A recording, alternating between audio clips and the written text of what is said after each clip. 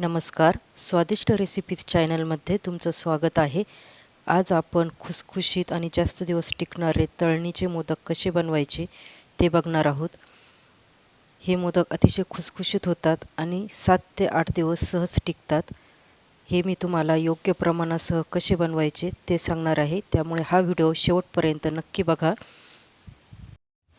अर्धा कप आपल्याला मैदा घ्यायचा आहे, अर्धा कप बारीक रवा नसेल तर तुम्ही मिक्सरला पण तो फिरवून बारीक करून घेऊ शकता। यात आता आपल्याला चवीनुसार मीठ घालायचं आहे आणि सर्व व्यवस्थित मिक्स करून घ्यायचे।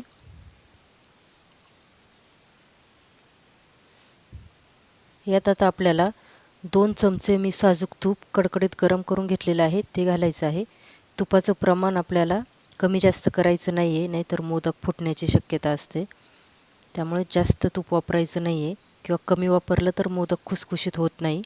त्यामुळे प्रमाण योग्यच घ्यायचं आपल्याला। आणि आता हे पीठ आपल्याला व्यवस्थित हाताने मिक्स करायचं आहे। तूप आपलं सर्व पिठाला लागलं पाहिजे। व्यवस्थित तूप आणि पीठ रवा एकजीव करून घ्यायचं आहे आपल्याला।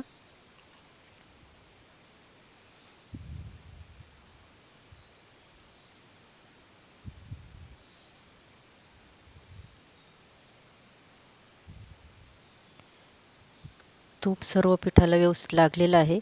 इथं मी अर्धा कप दूध घेतलेलं आहे। दूध आपल्याला जेवढं पाहिजे तेवढंच आपण यूज करणार आहोत। दूध आपल्याला नॉर्मल टेम्परेचरचं घ्यायचं आहे, जास्त गरमही नाही आणि जास्त थंडही नाही। आणि थोडं थोडं दूध ॲड करून आपल्याला पिठाचा गोळा बनवून घ्यायचा आहे।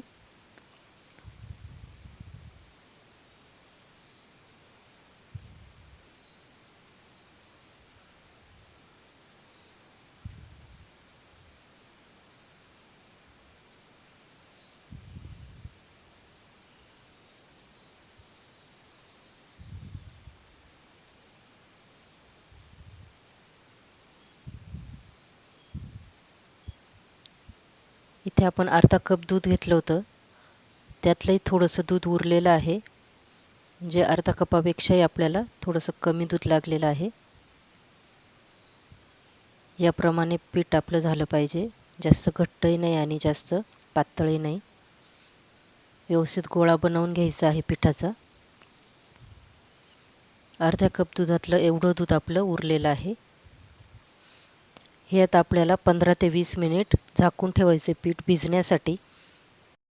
पीठ भिजतंय तोपर्यंत आपण मोदकासाठी लागणार सारण बनवून घेणार आहोत। इथे कढईमध्ये मी 1 चमचा साजूक तूप घातलेला आहे। तूप गरम झालं की आपल्याला थोडेसे ड्रायफ्रूट घालायचे आहे। मी इथे बदामाचे आणि काही काजूचे तुकडे घेतलेले आहेत। हे आपल्याला लो फ्लेमवरती छान लालसर होईपर्यंत भाजून घ्यायचे आहे, त्यामुळे मोदक चवीला छान लागतात आणि जास्त दिवस टिकतातही।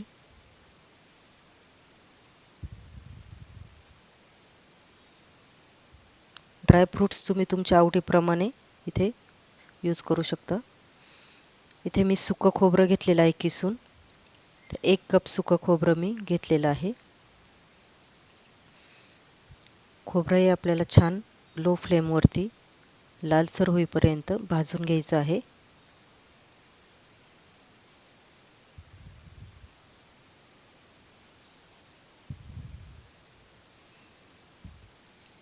यात चिमूटभर मी वेलची पावडर घातलेली आहे, त्याने मोदकाची चव छान येते। हे ऑप्शनल आहे। इथे तुम्ही खसखस पण वापरू शकता। तुम्ही पाहू शकता खोबरं आपलं छान लालसर झालेलं आहे। गॅस आपल्याला आता बंद करायचा आणि थंड होण्यासाठी ठेवायचं आहे। खोबरं आपलं थंड झालेलं आहे। यात आता आपल्याला पिठी साखर ॲड करायची आहे। साखर तुम्ही तुमच्या आवडीप्रमाणे कमी जास्त करू शकता। पिठी साखर आपल्याला सारणामध्ये व्यवस्थित हाताने मिक्स करून घ्यायची आहे। मी इथे 5 चमचे पिठी साखर घेतलेली आहे। तुम्ही पाहू शकता सारण छान खुसखुशीत झालेलं आहे। यामध्ये आपल्याला पाणी किंवा दूध ॲड करायचं नाही, हे असं सुक्कं सारण ठेवायचं आहे। त्यामुळे हे सारण 7 ते 8 दिवस सहज टिकतं.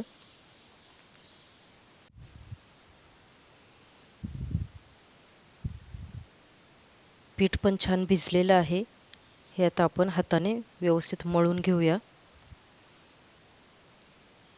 हे पीठ हाताने मळण्यासाठी जास्त वेळ लागतो, त्यामुळे आपण हे मिक्सरमध्ये फिरवून घेणार आहोत.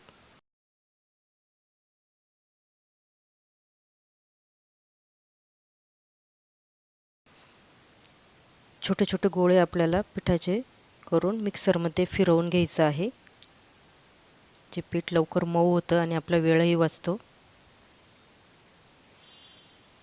तुम्ही पाहू शकता पीठ छान मऊ झालेलं आहे. तर राहिलेलं पीठ देखील आपण असंच मिक्सरमध्ये फिरवून घेणार आहोत.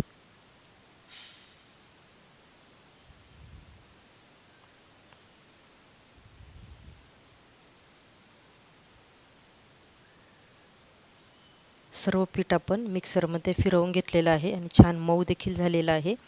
पुन्हा एकदा आपल्याला हाताने व्यवस्थित मळून घ्यायचं आहे.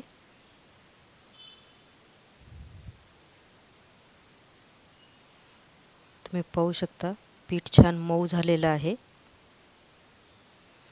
याच्यात आपल्याला छोटे छोटे पिठाचे गोळे करून घ्यायचे आहे. आपल्याला जेवढ्या आकाराचा मोदक बनवायचा त्या आकाराचे आपण पिठाचे गोळे बनवायचे.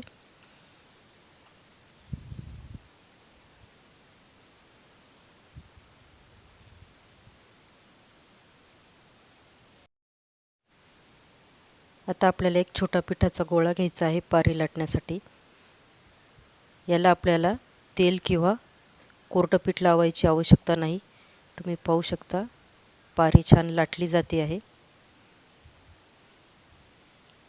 आपल्याला एकदम पातळ पारी लाटायची आहे पिठाची. तुम्ही पाहू शकता याप्रमाणे आपल्याला पिठाची पारी लाटून घ्यायची आहे. आणि साईडने आपल्याला थोडंसं पाणी लावायचं आहे, त्यामुळे मोदक आपला तेलात फुटणार नाही. आणि हाताने अशा कळ्या पाडून घ्यायच्या आहे मोदकाला. एक बोट आतून आणि 2 बोटे बाहेरून असे याप्रमाणे आपण अशा पाकळ्या करून घेणार आहोत पिठाच्या.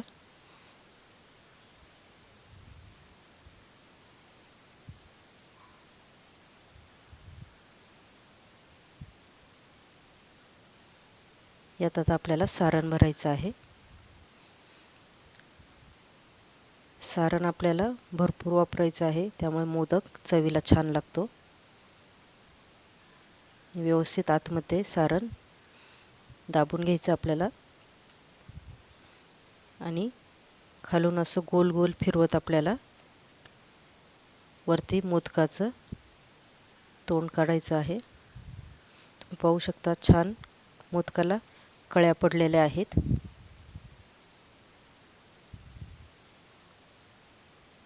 खूप छान आपला असा मोदक तयार झालेला आहे. याप्रमाणे आपल्याला सर्व मोदक बनवून घ्यायचे आहे.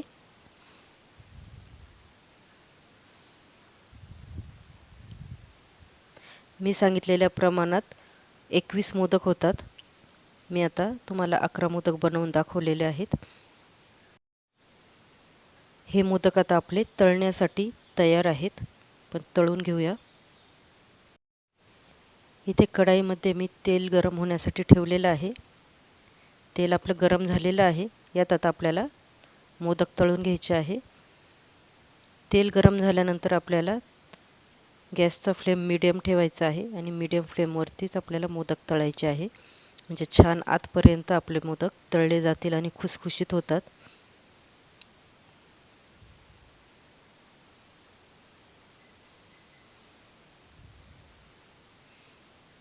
आपल्याला चमच्यानी मोदक सगळ्या बाजूंनी हलवून घ्यायचे आहे, म्हणजे सगळ्या बाजूंनी व्यवस्थित तळले जातील. गॅसचा फ्लेम आपल्याला कमीच ठेवायचा आहे.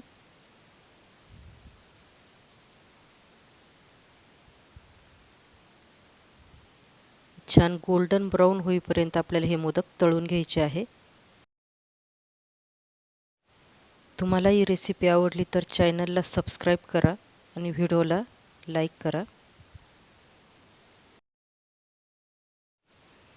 मोदक छान गोल्डन ब्राऊन झालेले आहेत. यात आपण काढून घेणार आहोत आणि राहिलेले मोदक देखील आपल्याला याप्रमाणे तळून घ्यायचे आहेत। तुम्ही जर या पद्धतीने मोदक केले तर ते अतिशय छान आणि खुसखुशीत होतील। तुम्ही नक्की ट्राय करा।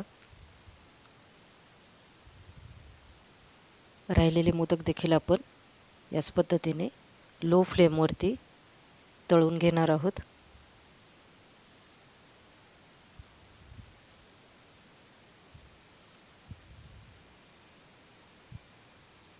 हे मोदक देखील आपले गोल्डन ब्राउन झालेले आहेत, आपल्याला काढून घ्यायचे आहेत। तुम्ही पाहू शकता छान खुसखुशीत झालेले आहे।